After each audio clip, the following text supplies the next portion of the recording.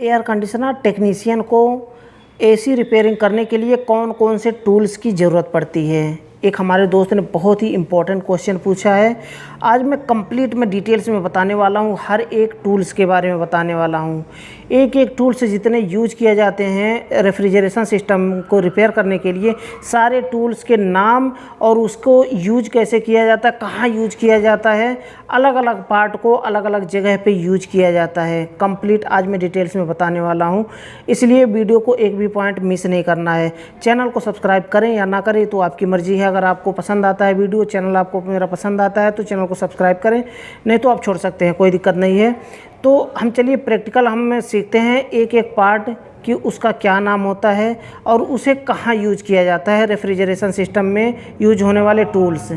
सबसे पहला टूल्स हम इंस्टॉलेशन से शुरू करते हैं। ये हमारे पास एक हैमर होना चाहिए।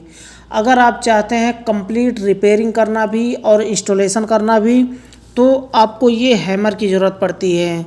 क्योंकि हैमर का ज़रूरत कहाँ पड़ता है, आपको दीवार में होल मारने के लिए जो कॉपर पाइप को पार किया जाता है।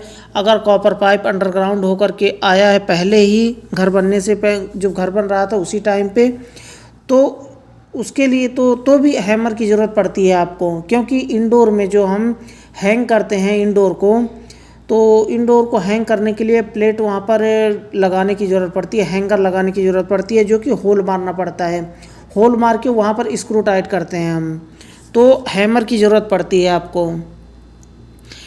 दूसरा है, ये आप देख सकते हैं, ये छोटा सा है लेकिन बहुत काम का चीज़ है। ये है पेन, जो कि आप पेन का भी इस्तेमाल कर सकते हैं, पेंसिल का भी इस्तेमाल कर सकते हैं। जैसे कि आप इसका इस्तेमाल कहाँ कर सकते हैं, जैसे कि आप इंस्टॉलेशन करने वाले हैं कहीं पे स्प्लिट एसी का, तो वहाँ पर आपको होल कहाँ पे मारना है, आपको वाटर कहाँ पे लेके जाना है, पीछे की साइड में कहाँ पे गिराना है, होल मारना कहाँ पे है, और जो स्टैंड जब हैंग करते हैं स्प्लिट एसी का इंडोर, तो वहाँ पर कहाँ कहाँ होल मारना है, क्योंकि 10-12 होल मारना पड़ता है और वहाँ पर स्क्रू टाइट करना पड़ता है, तो उसके लिए पेन की ज़रूरत पड़ती है।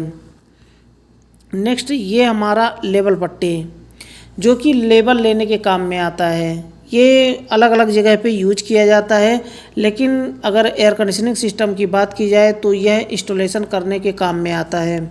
अब इंस्टॉलेशन में काम में कहाँ पे आता है पता है, आउटडोर जब हम स्टैंड करते हैं, हैंग करते हैं, या फिर इनडोर को हैंग करते हैं, तो उसे लेबल लेने की ज़रूरत पड़ती है, ताकि कहीं दूर से देखने पर ऐसा ना लगे कि एक तरफ नीचे है एक तरफ ऊंचा है, एक बराबर लेवल में होना चाहिए। तो हैंगर जब फिट करने से पहले हम इस लेवल पट्टी से उसे मापते हैं। इंडोर, चाहे इंडोर इंस्टॉल कर रहे हो या फिर आउटडोर, दोनों को हम लेवल में लेते हैं ताकि नीचे ऊपर दिखाई ना दे, एकदम बिल्कुल लेवल में हो और वाटर ड्रॉपिंग ताकि ना होने पाए। क्योंकि अगर नीचे ऊपर दिखेगा तो ख़राब भी लगता है, और अगर जिस साइड में वाटर जाना है आउटलेट, उधर अगर ऊंचा है और दूसरी साइड में नीचा है तो उसके लिए भी वाटर ड्रॉपिंग होने लगता है। वो वाटर ड्रॉपिंग कभी ख़त्म नहीं होगा जब तक कि आप लेवल में नहीं करेंगे स्प्लिट एसी के इंडोर को।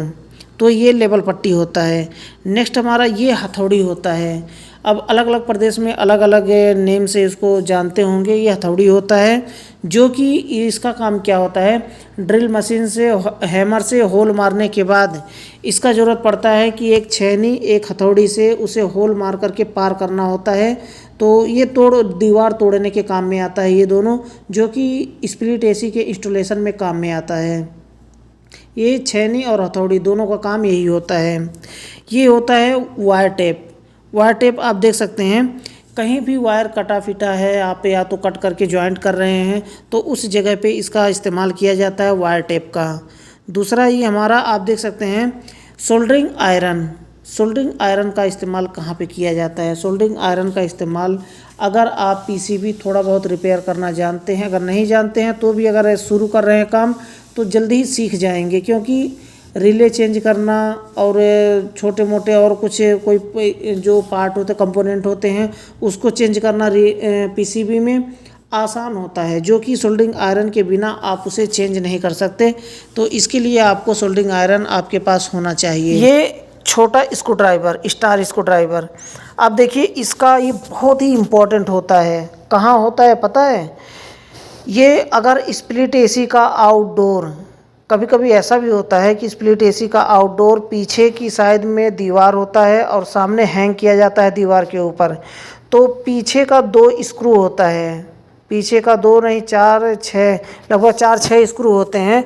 उसको खोलने के लिए आपका बड़ा स्क्रू ड्राइवर और एक मीडियम में स्क्रू ड्राइवर होता है, वो काम में नहीं आएगा।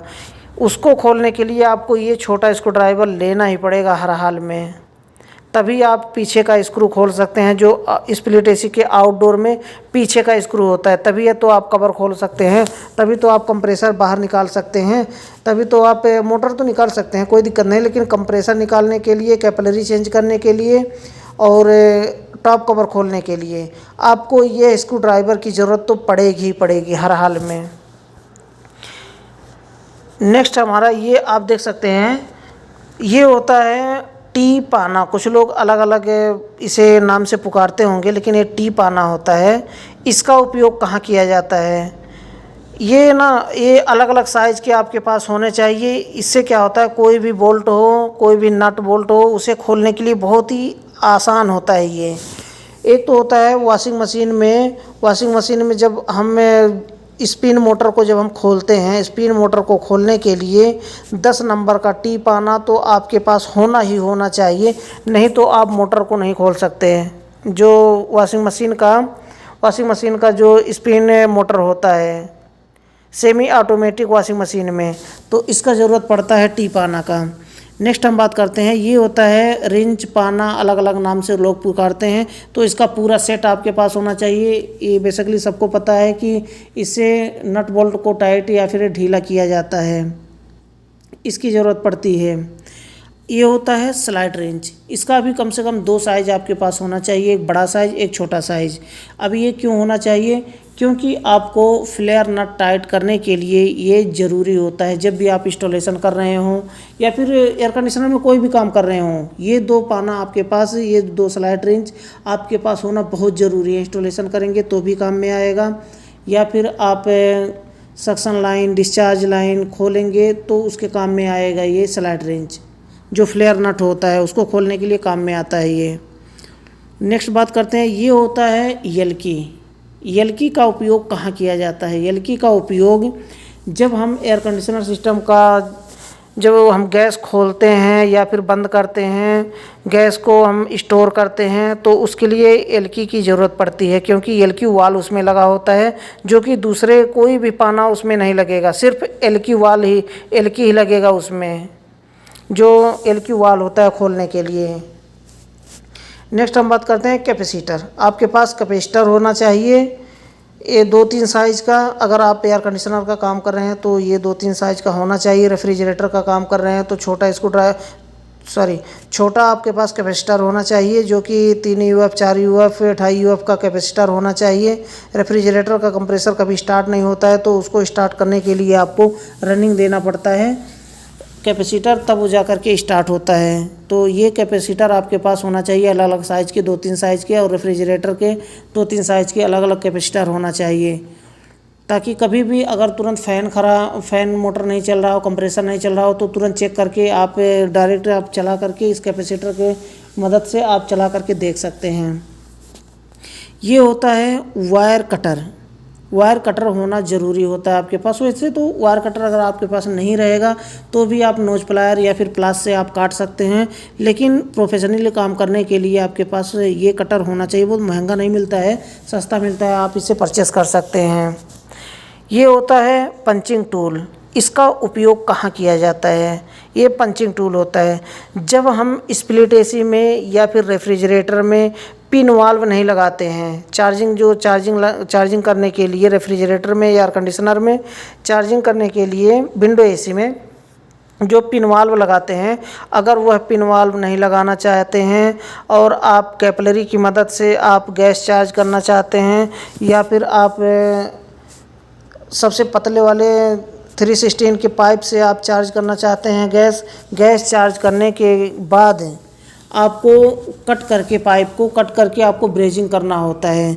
तो जब पाइप को कट करते हैं उससे पहले आपको इस पंचिंग टूल्स की मदद से पंच करना होता है पाइप को, ताकि गैस हमारा बाहर ना निकलने पाए और मैं जल्दी से हम ब्रेजिंग कर दें उसको। तो ये पंचिंग टूल होना ज़रूरी है आपके पास। नेक्स्ट ये हमारा स्प्रिंग बेंडर। अगर आप इंस्टॉलेशन करते हों, इंस्टॉलेशन भी नहीं करते हैं तो भी आपके पास ये होना ज़रूरी है, क्योंकि कभी कभी कंप्रेसर जब हम चेंज कर रहे होते हैं तो कंप्रेसर जब चेंज करते हैं तो उसका साइज़ अलग अलग होता है।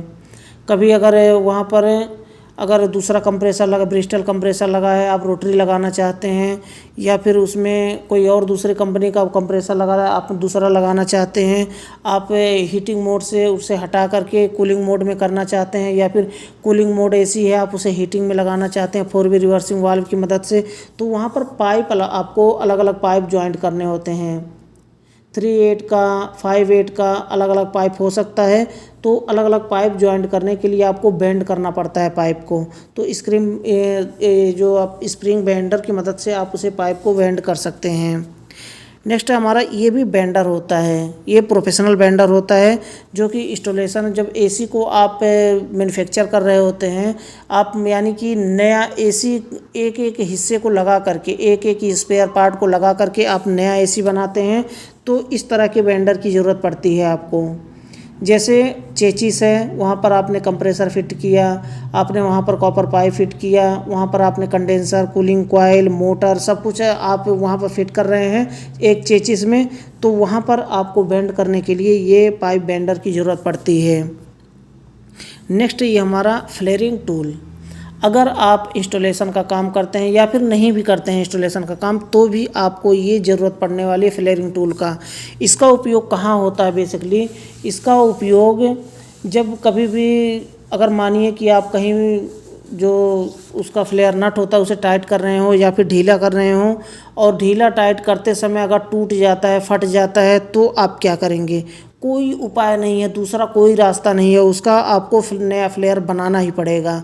तो इसकी ज़रूरत पड़ती है। अगर नया इंस्टॉलेशन कर रहे हैं तो भी कुछ कंपनी वाले तो फ्लेयर बना के देते हैं, लेकिन कुछ कंपनी वाले फ्लेयर नहीं बनाते हैं, क्यों कॉपर पाइप ही दे देते हैं, तो वहाँ पर फ्लेयर आपको बनाने की ज़रूरत पड़ती है। नेक्स्ट हमारा ये ट्यूब कटर होता है। ट्यूब कटर का काम ये होता है कि आप कोई भी कॉपर पाइप को कट करने के लिए ट्यूब कटर की ज़रूरत पड़ती है।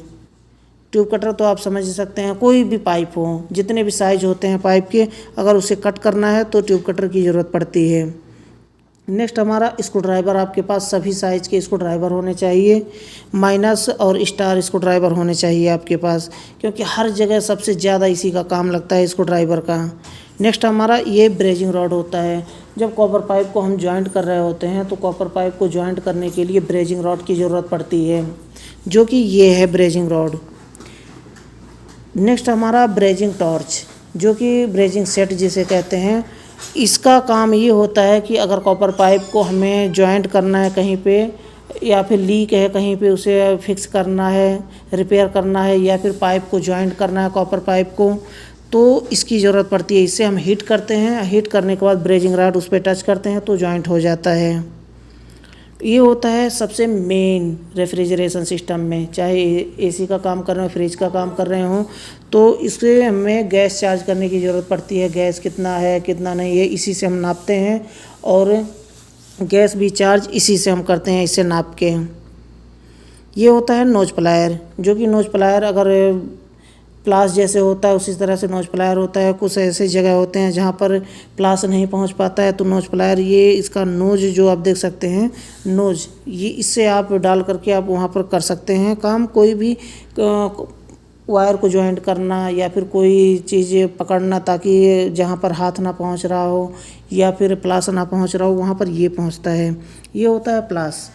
प्लास का काम ये होता है कि आप कोई भी वायर जिसमें करंट हो उसे आप डायरेक्टली जॉइंट कर सकते हैं इसकी मदद से, या फिर आप वायर को छील सकते हैं, काट सकते हैं। तो ये होता है प्लास का काम।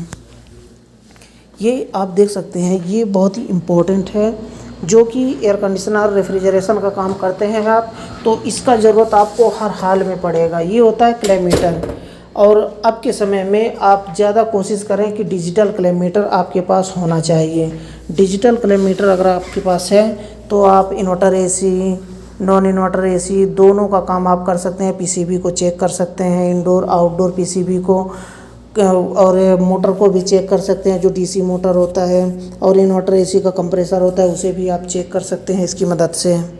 तो मुझे लगता है कि वीडियो आपके लिए काफ़ी यूजफुल रहा होगा। अगर वीडियो यूजफुल रहा हो, आपको पसंद आया हो, तो वीडियो को लाइक ज़रूर कर दें। लास्ट में फिर से बताना चाहूँगा, चैनल को सब्सक्राइब नहीं किया है तो चैनल को सब्सक्राइब कर लें और बेल आइकन को प्रेस करके ऑल पर क्लिक कर लें, ताकि जितनी भी वीडियो मैं बनाऊँ आपको सबसे पहले नोटिफिकेशन मिल पाए और वीडियो को देख पाएँ सबसे पहले। तो आज के लिए बस इतना ही था। अगली वीडियो में फिर जल्दी ही मिलते हैं एक नए टॉपिक के साथ।